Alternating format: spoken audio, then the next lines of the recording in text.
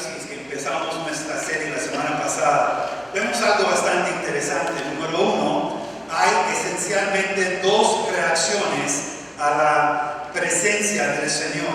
Uno es honra y gloria y alabanza, y el otro es un terror de lo que el Señor va a hacer como juez de este mundo. Él dice en Apocalipsis 1:8, yo soy el alfa y la omega, dice el Señor Dios, el que es y que era y que ha de venir, el Todopoderoso. Nosotros, los que hemos recibido a Cristo como nuestro Salvador, estamos en el equipo de los ganadores. Amén. Estamos en el equipo que alaba a Dios, que busca a Dios, y eso es porque nos reunimos aquí hoy. Nos reunimos para animarnos el uno al otro, nos reunimos para cantar de nuestro corazón, para escuchar la palabra, porque Cristo Jesús, el alfa y el omega, el principio y el fin, el Señor Todopoderoso, está con nosotros y está en nosotros. Entonces, en cada canción vamos a cantar de todo corazón, porque al final sabemos que nosotros ganamos porque estamos en el equipo y en la familia de Cristo Jesús. Vamos a ir al Señor en una palabra de oración. Señor, gracias por este día. Gracias que tenemos la libertad en Cristo Jesús, nuestro Salvador, nuestro Señor, el principio y el fin. Señor, y nos reunimos aquí hoy con un corazón agradecidos por todo lo que tú has hecho en nuestra vida. Señor, estamos mirando no solamente a las cosas de ayer, pero hoy y mañana y el futuro. Y tenemos la confianza, Señor, que tú en este momento estás sentado en el trono del cielo. Entonces, Señor, al reunirnos podemos cantar, podemos animarnos el uno al otro, porque sabemos que estamos en ese equipo que va a ganar, porque tú has conquistado la muerte por su muerte y resurrección.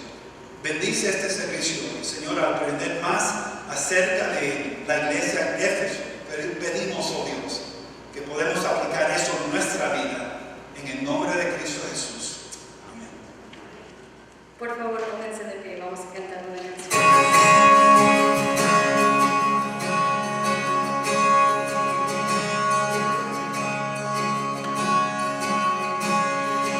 Be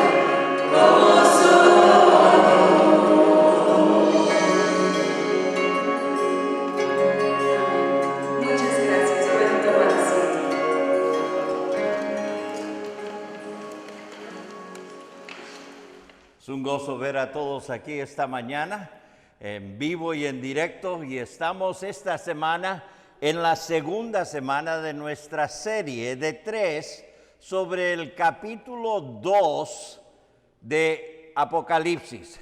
Estamos estudiando de una iglesia en Éfeso, que fue una gran iglesia del primer siglo. Jesús mismo, en Efesios o en Apocalipsis 2, nos habla acerca de esta iglesia y nos dice varias cosas. Dice que Él quería que todos sepan acerca del ministerio que ellos llevaban a cabo. Pero no solamente era el ministerio, pero el esfuerzo que ellos ponían en todas las cosas que estaban haciendo. En medio de todo esto hay algo que a mí me pareció muy interesante y usé esta palabra, el aguante que tenían. En medio de todo lo que estaba pasando, en medio de una ciudad muy difícil para ministrar, dice que ellos perseveraban.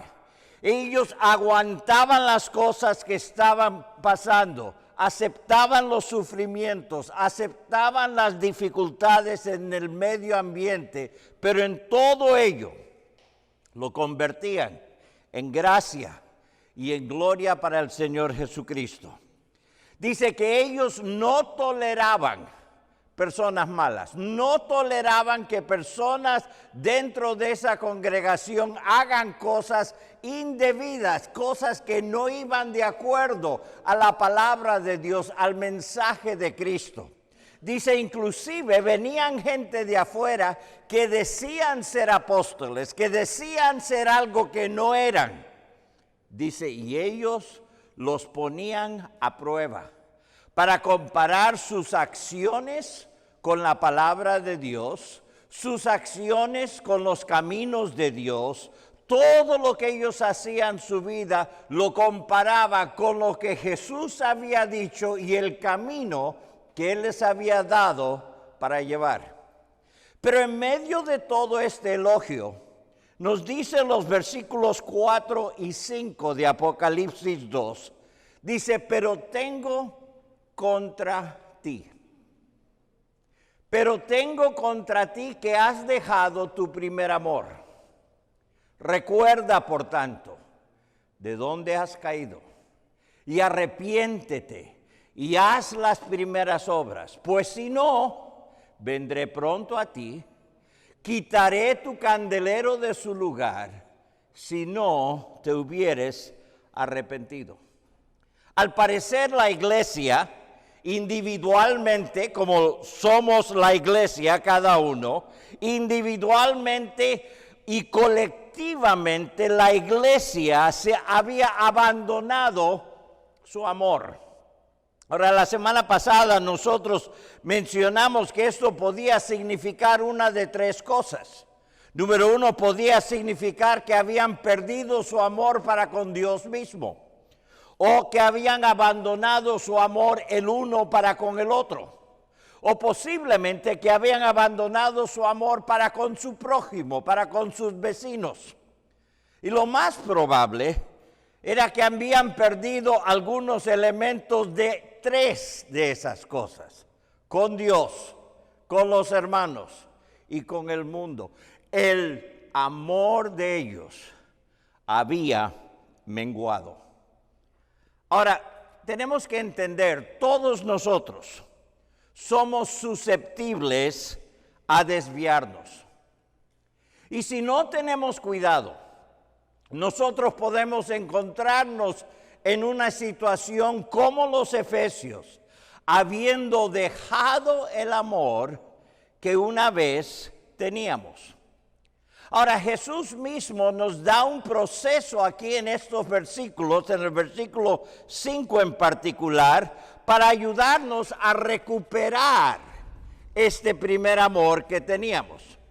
Ahora, la semana pasada enfocamos nuestra atención en el primer paso. Y el primer paso que Él dice es, recuerda. Recuerda. ¿Recuerda cuando su amor por Dios fue más fuerte de lo que es hoy? Que pasaba más tiempo con Él, más consistentemente obedecía lo que él le decía. ¿Recuerda un tiempo como ese? ¿Recuerda cuando su amor por los hermanos en Cristo, en la iglesia, tomaba tiempo para estar con ellos? Tomaba esfuerzo para ayudarles a cargar las cargas que ellos tenían. Estaba preocupado en otras personas. Pero tal vez ahora su amor ha menguado y está más preocupado en uno mismo que en otras personas. Recuerda cuando su amor para con los de su alrededor, sus vecinos, sus prójimos, que era más fuerte de lo que es ahora. Cuando estaba más preocupado, cuando oraba fervientemente por la salvación de ese vecino o ese familiar, que hacía lo posible por compartir lo que Dios estaba haciendo en su vida, trataba de ser sal y luz para ellos, para que vengan al Señor. Pero tal vez hoy eso es algo del pasado, algo del olvido. Recuerda, ¿qué hacer si mientras que estamos recordando todo esto nos damos cuenta que hemos dejado nuestro primer amor, que nos hemos desviado? Bueno, eso nos lleva al segundo punto. Primero, recuerda. Segundo, arrepiéntete. Arrepiéntete. Esa es una palabra que nosotros no oímos muy a menudo en nuestras conversaciones diarias. El otro día estaba leyendo un autor y dijo lo siguiente: qué pena, tiene que haber sido colombiano, seguramente de por ahí. Qué pena, dice. Esas palabras me han sacado de más problemas de joven que cualquier otra combinación de palabras. Hombres en particular tienen la tendencia de pensar que el arrepentimiento consiste únicamente en admitir la falta. Y una vez que se admite, aunque sea en la manera más concisa posible, se asume que todos deben sobreponerse a la situación y seguir adelante. Pero cuando el arrepentimiento se le da un trato tan superficial, eso es lo que le estamos haciendo a la relación que supuestamente estamos tratando de reparar. Nuestro arrepentimiento del pecado es el primer paso para reparar la confianza hacia aquel que nuestro pecado ha herido. Si parece que estamos molestos o apresurados en nuestro arrepentimiento, la herida que nuestro pecado ha creado puede permanecer abierto y ser infectado por la amargura. El mismo autor dijo lo siguiente: arrepentimiento es un elemento clave de la vida cristiana. Nunca es agradable, y si lo es, lo está haciendo mal hecho. Pero es necesario. Es lo que nos hace acordar de nuestra necesidad de gracia y a la vez demostrando nuestro crecimiento en gracia al mundo que nos rodea. El arrepentimiento es difícil para captar completamente. Así que la Biblia nos da varios ejemplos para ayudarnos a entender tanto la importancia de esta disciplina sobre cómo es que debemos hacerlo. En el Nuevo Testamento tenemos un retrato relacional y es en una historia que conocemos en Lucas el capítulo 15 y es la historia del hijo pródigo. Aún gente que está fuera de la iglesia, muchos han oído la historia del hijo pródigo. ¿Qué sucedió? Bueno, cuando empezamos a leer el pasaje, y no lo voy a leer del todo, vemos que definitivamente el hijo pródigo se había desviado. se había desviado del camino que debía tomar. Dice que él había abandonado el amor por su padre. Cuando él dijo, dame mi parte de la herencia, básicamente lo que le estaba diciendo al padre es, quisiera que ya estuvieras muerto. Quisiera que ya estuvieras muerto para que yo pudiera tomar lo que me corresponde. Él había perdido su aprecio por lo que tenía bajo el cuidado de la casa de su padre. Había perdido el aprecio por la situación en que tenía. Pensaba que él merecía más y que papá no entendía. Dame lo que me pertenece y me voy. Nos dice el pasaje que él abandonó la casa y abandonó los valores también de su padre. Nos dicen los versículos que se mudó a una tierra distante, que derrochó su dinero en una vida desenfrenada. Después se le acabó el dinero. Después hubo una gran hambre en toda la tierra y dice que comenzó a morirse de hambre. Vean los pasos que fue dando. Es interesante, pero estas acciones que vemos en el hijo pródigo son acciones que reflejan la realidad de muchas personas hoy en día.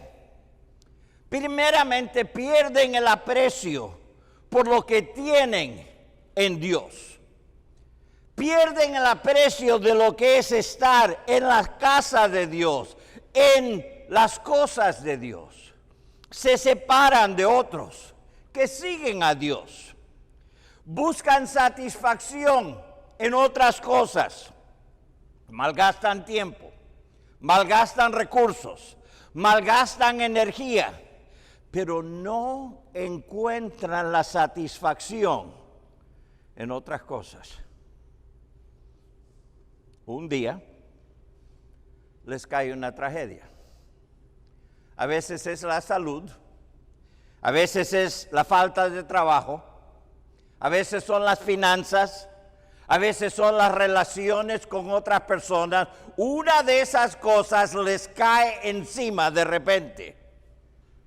Y ahora quedan solos, ahora quedan heridos. Igual que el hijo pródigo. Ahora, lo interesante en la historia del hijo pródigo, empezando en el versículo 17, y me gusta cómo lo dice la traducción en lenguaje actual, dice, el hijo comprendió lo tonto que había sido. Ahora, si yo le digo a alguien, oye, qué tonto eres, ¿los voy a ofender, sí o no? Bueno, si usted ve en la Biblia su persona, acuérdense, fue Dios que lo dijo, yo no.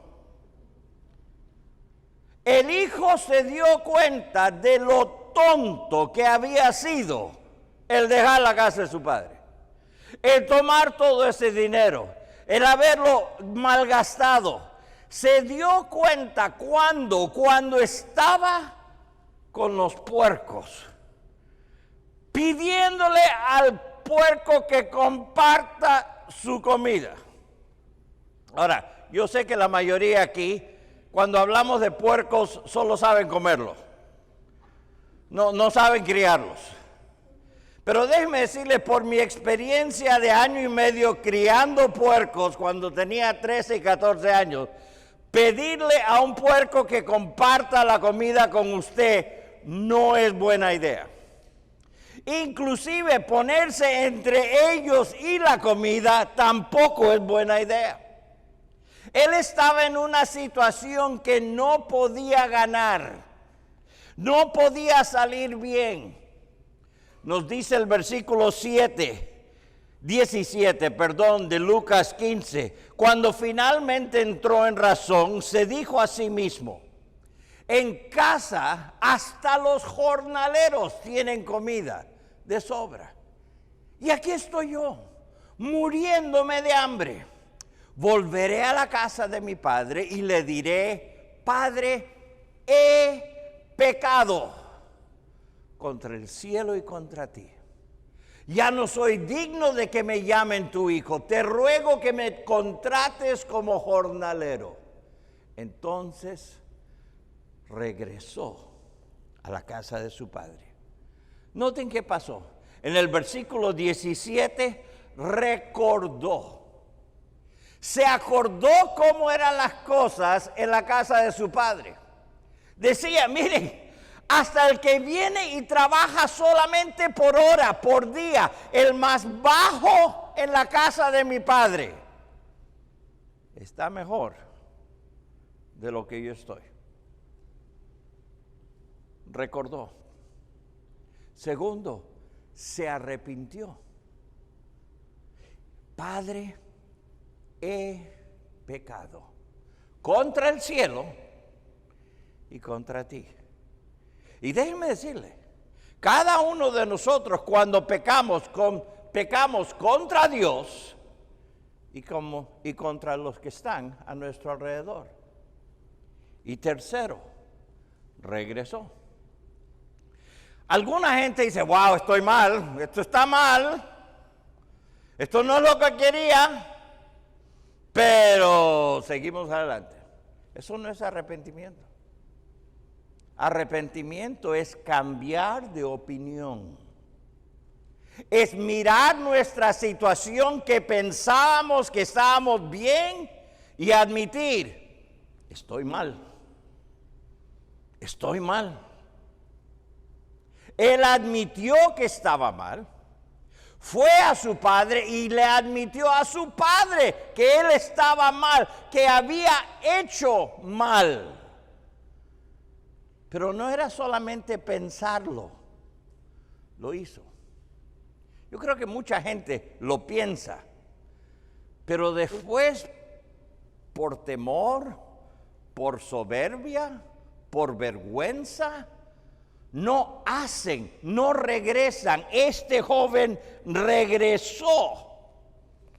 Cuando yo estaba escribiendo esto, me hice una nota a mí mismo, y esto es para mí, si usted lo quiere, perfecto, pero esto es para mí. Nota a mí mismo, entra en razón antes de que te encuentres con los puercos. De hecho, regresa ahora, antes de hacer más daño a ti mismo o a otros.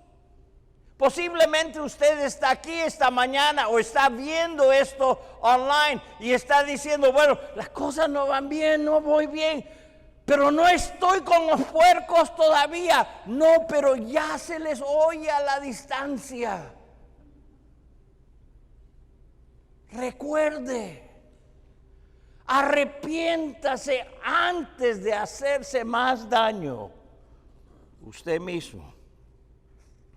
Cuando nos arrepentimos, vamos a encontrar que el Padre está esperándonos con brazos abiertos para recibirnos.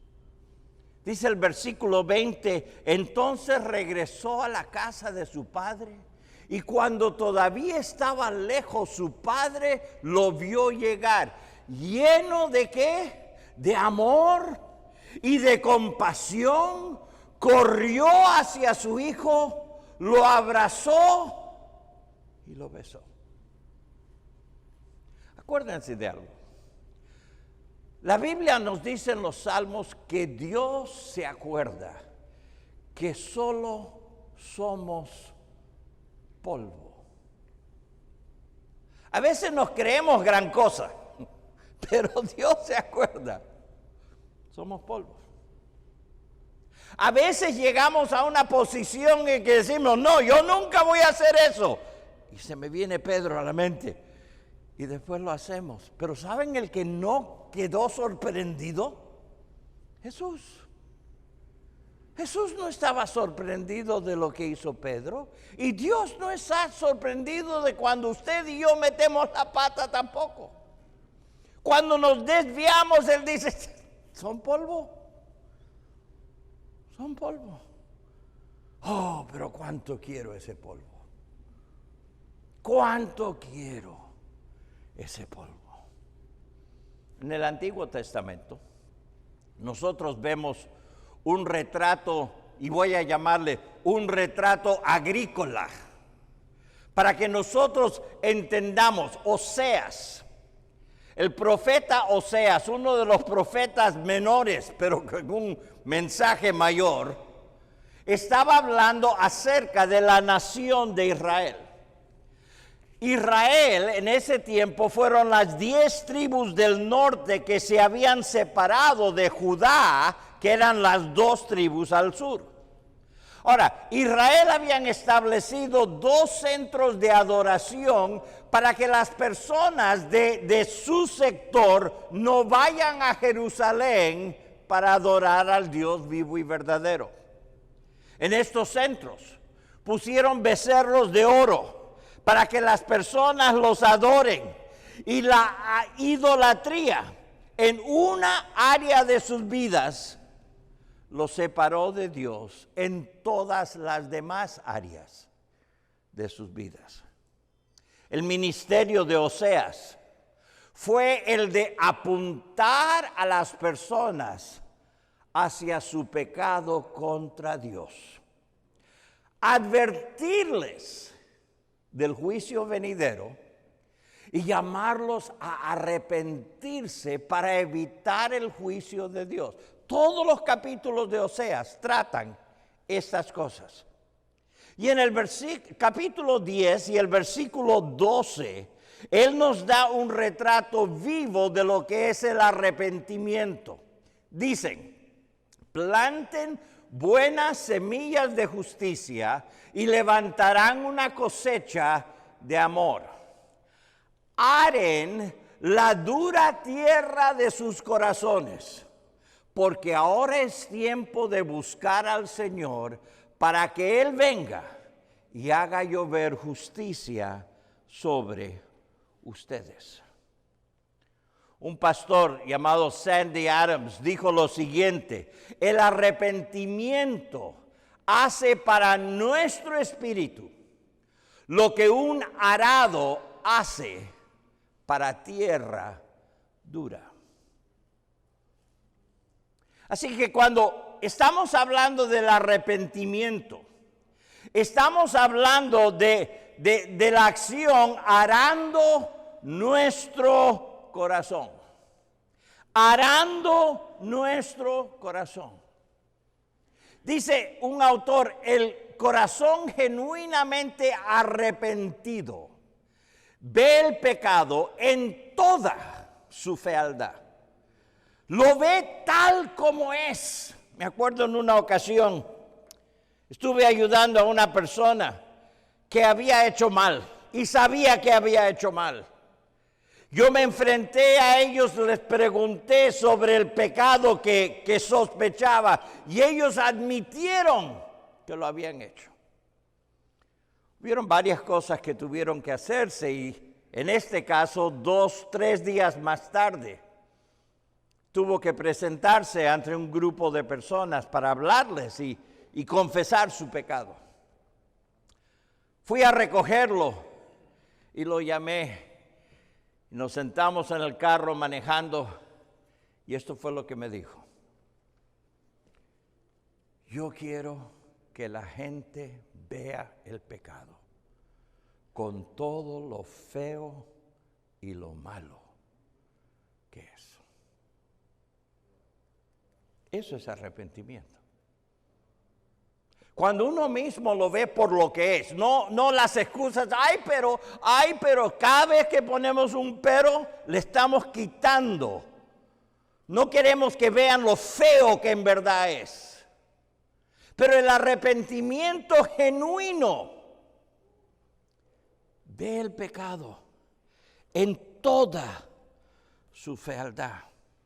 El verdadero arrepentimiento cava muy a fondo en la vida de uno y le da vueltas y vueltas hasta sacar a la luz los problemas, los pecados favoritos, las situaciones que nosotros permitimos, todo lo que le abrió el paso al pecado. Nosotros muchas veces queremos así por encimita nomás. Lo siento, qué pena, cubrimos, ya lo hice, pero ya Dios me ha perdonado, ya nada más. No, cálmese. Deje que el arado de Dios entre a su corazón y hágase la pregunta, ¿por qué hice esto? ¿Por qué permití llegar? Es cuando uno hace la pregunta difícil, ¿por qué es que yo dije esa mentira? ¿Por qué es que yo fui a esa página web? ¿Por qué es que yo dije esas cosas? ¿Por qué es que yo dejé de ir a la iglesia o ver los cultos? ¿Por qué yo reaccioné de esa manera, en esa situación? Y déjeme decirle, arar el corazón no es fácil, no es agradable, pero es la única manera de llegar al fondo del problema, para sacarlo de ahí, para que Dios pueda entonces con su gracia sanarnos.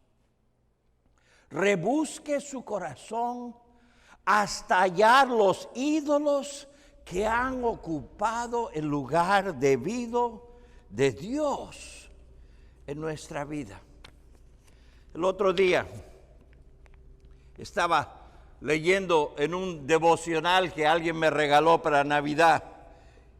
Y esto fue el día viernes en que estaba haciendo el mensaje.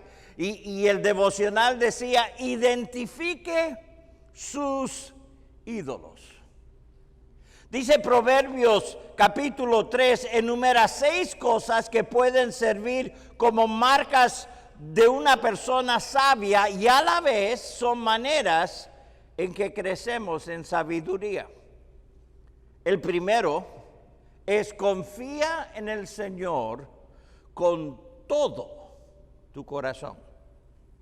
Usted puede creer en Dios y todavía confiar en otra cosa para su verdadero significado y gozo.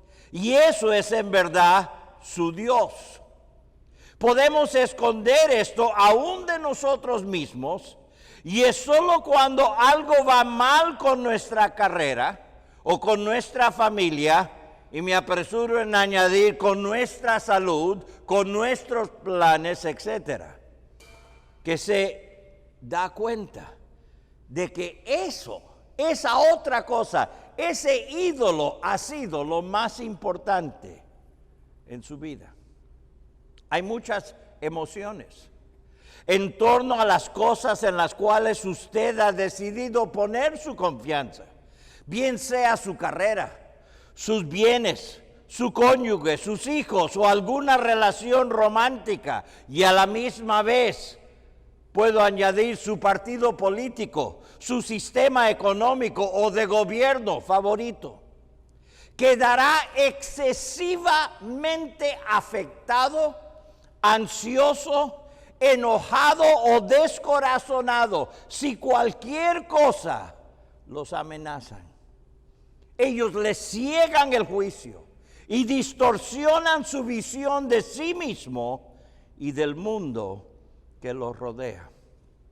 Idolatrías del corazón llevan a la insensatez en la vida.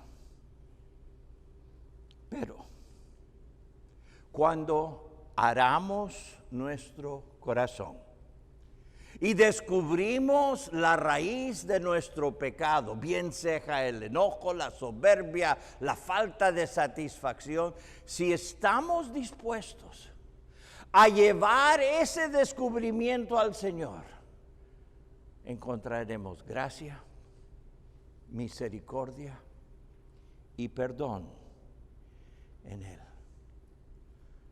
Por eso Oseas dijo, aren la dura tierra de sus corazones. Y terminó el versículo, para que Él venga y haga llover justicia sobre ustedes. Si usted desea recuperar su primer amor, yo le suplico, tome el tiempo para recordar. Segundo, tome el tiempo, haga el duro trabajo de arrepentirse. Esa es la única manera. No hay una cosa fácil. Uno tiene que recordar de dónde ha caído. Y después uno tiene que arrepentirse de todo corazón. Y después hacer las primeras obras. Muchas veces gente quiere recordar y hacer y no arrepentir. ¿Y saben algo? Nunca funciona. Nunca funciona. Yo sé que es difícil en esta pandemia reunirnos y orar y tener invitaciones. No podemos. Pero si es que usted desea hablar, yo le invito, marque este número, es mi teléfono, marque ese número, ponga su nombre y diga, pastor, yo quisiera hablar. Y nosotros o bien podemos hablar por teléfono o nosotros podemos fijar una cita para sentarnos a la distancia y hablar. Permita que Dios haga en su obra, en su vida, el trabajo de arar su corazón para sacar de la raíz el problema que lo llevó a alejarse del amor de Dios en el principio. Si en algo puedo servirle, por favor, hágalo. Oremos. Padre, venimos ante ti hoy día. Y Señor, vengo a ti, no como uno que tiene todo esto bien arreglado en su propia vida. Porque Señor, a cada rato brotan cositas aquí y allá que me dicen que en el fondo estoy dependiendo de algo más que de ti. Señor, yo te suplico que nos ayudes a cada uno aquí esta mañana a arar nuestros corazones para dejar que tú remuevas de ellas todo lo que no te agrada. Todo esto lo pedimos en tu santo nombre. Amén.